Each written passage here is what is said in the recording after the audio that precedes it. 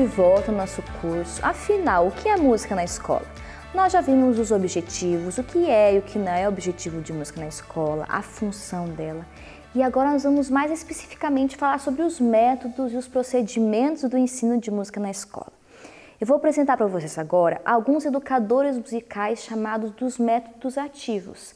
Entender um pouco os princípios por trás de alguns educadores que são mais adequados a essa nossa faixa, que é o Fundamental 2, para que você entenda os princípios e assim consiga desenvolver em sala de aula exemplos a partir desses princípios. Eu também darei alguns exemplos, mas o que importa é você captar a essência. Os métodos ativos da educação musical, eles têm alguns princípios base, que eu poderia resumir em algumas palavras-chave. Seriam, por exemplo, gesto, movimento, ação, corpo, expressão, criatividade, improvisação, criação, imersão, apreciação e escutativa. Todos eles passam primeiro por esses princípios. Esses métodos, eles surgem num contexto de própria renovação da educação tradicional, quando os educadores como Piaget, Brunner, Dewey, eles falaram o seguinte: olha, a educação está muito fixa às técnicas, ao caderno, ao papel, vamos fazer de uma forma mais ativa. E a educação musical também se alertou a isso. Alguns métodos eles são mais prescritivos, alguns apresentam mais princípios. Nós vamos ver agora os princípios do educador da primeira geração. Émile Jacques Dalcroze, ele é um suíço e o foco dele era o movimento. Dalcroze ele foi um dos pioneiros da educação musical nesses novos paradigmas. E ele percebeu que os alunos em conservatório tinham dificuldade para se expressar corporalmente através da música. Ele criou então um método chamado euritmia. É um método até hoje usado por muitos dançarinos, professores em escolas de música, por atores, quem desenvolve muito a expressividade musical e a expressividade corporal. Ele dizia o seguinte, olha que interessante: a música não se ouve somente com o ouvido, mas com todo o corpo. Ele acreditava e ensinava que nós podemos aprender todos os conteúdos musicais através da expressão corporal. Diferença de altura, agudo, grave, de intervalos musicais, de melodia, de sons curtos e sons longos, através do nosso movimento corporal.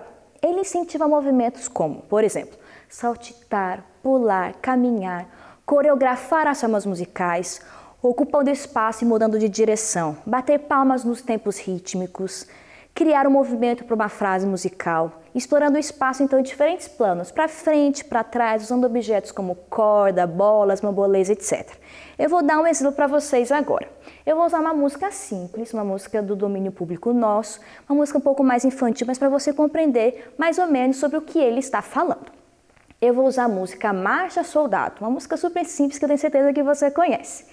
Eu vou andar durante a música e eu vou mudar o sentido do meu andar conforme mudar o sentido da música. Eu vou cantarolar e você vai perceber. Eu vou andar para trás, quando mudar o sentido eu vou andar para frente. Lá, lá, lá, lá, lá, lá, lá, lá, lá, lá, lá. Lá, lá, lá, lá, lá, lá, lá, lá, lá, lá, lá, lá, lá. Lá, lá, lá.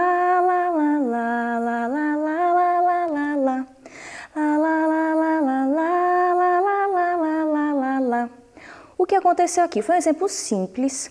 É claro que a gente pode explorar um pouco mais o ambiente, mas é uma música com 4 frases. É como se fosse uma pergunta e uma resposta. Depois outra pergunta, depois outra resposta. Quando era a pergunta, eu andei para trás. Quando foi a resposta, eu andei para frente. Isso em sala de aula você pode trabalhar de que forma? Pode pegar uma música, pode ser uma música erudita, por exemplo, colocar para os alunos ouvirem, fazer eles perceberem as mudanças de intenção da música, às vezes a diferença de ritmo, a diferença de frase musical. E ele vai explorando o ambiente em diferentes sentidos. Quando muda o sentido da música, muda a proposta, muda um ritmo, a melodia, ele muda o sentido de onde ele está andando.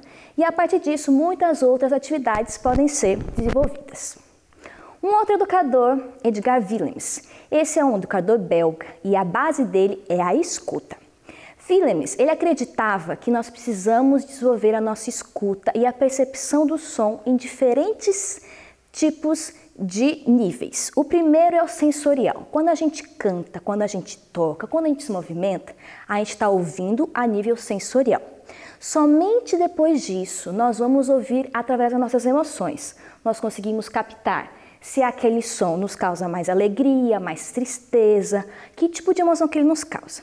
E somente por último, depois dessas duas etapas, que nós conseguimos associar elementos técnicos, mais racionais, mais lógicos aos outros níveis. Portanto, ouvir, cantar e tocar é a base da educação musical, o resto vem depois disso. Algumas atividades de percepção do som que Wilhelm sugere para a gente. Por exemplo, reconhecer um som entre outros sons. Coloque em sala de aula sons diferentes para os alunos ouvirem. Não fale o que é, e ele vai ter que dizer que som que são esses. Fazer a distinção entre altura, grave, agudo, forte, fraco, como nós já falamos em outros momentos. Reproduzir sons isolados. Vamos reproduzir sons do ambiente, tentar imitá-los. Tentar reproduzir melodias. A gente ouve uma melodia, a gente tenta reproduzir essa melodia. Ou então inventar nossas próprias melodias. Tudo isso faz parte do desenvolvimento auditivo, que é muito incentivado pelo Wilhelm. Ele incentiva também a utilização de diferentes tipos de som, do ambiente, de máquinas, feito pelos próprios alunos, da natureza e por aí vai. Vamos dar o exemplo agora de uma atividade que pode ser feita com cadeira. Você tem em sala de aula uma cadeira e vamos ver os sons que uma cadeira pode fazer. Vamos então à cadeira. Você pode chamar alguns alunos para frente da sala, pegar algumas cadeiras e pedir que eles explorem os sons que são possíveis de serem tirados de uma cadeira. Vamos ver. Por exemplo, tem um som aqui. O som já é diferente. Do encosto é um, do banco já é diferente, do assento. Eu posso também tocar de mão aberta. O timbre é diferente. Eu posso pegar uma baqueta, ou se não tiver baqueta, pode ser uma caneta mesmo. O som já é mais agudo. Depois de explorar todos os sons possíveis que essa cadeira pode fazer, você pode pedir que eles façam um jogo. Algum aluno cria um ritmo e o outro repete. O aluno do lado pode repetir. Ou senão, ele pode criar um e o outro faz tipo uma resposta, criando um ritmo diferente que complemente aquele que foi feito. E com isso você pode fazer algumas outras coisas. Pode criar um acompanhamento para uma música usando ritmos da cadeira com um objeto fácil e acessível a todos nós. Um outro educador que dá ideias muito úteis para o trabalho em sala de aula é o educador chamado Carl Orff. Ele é um alemão e a base dele é o ritmo. Ele tentava trabalhar o ritmo através de músicas simples do dia a dia dos alunos, fazendo coreografias ou eles tocando instrumentos com músicas simples. E através dessas canções a gente trabalha o ritmo. Por exemplo, vamos usar a música Marcha Soldado, que nós já trabalhamos em outra atividade. Nós podemos primeiro ver qual que é o ritmo dessa música Marcha Soldado. Vamos fazer com as palmas. E assim por diante. Depois de trabalhar o ritmo, nós podemos trabalhar, por exemplo, um ostinato. O ostinato é um acompanhamento rítmico que se repete do início ao fim de alguma forma. Por exemplo, a gente pode fazer um ostinato. Isso aqui é o ostinato, que eu criei agora. Eu posso cantar a música Marcha Soldado com esse ostinato, quer ver?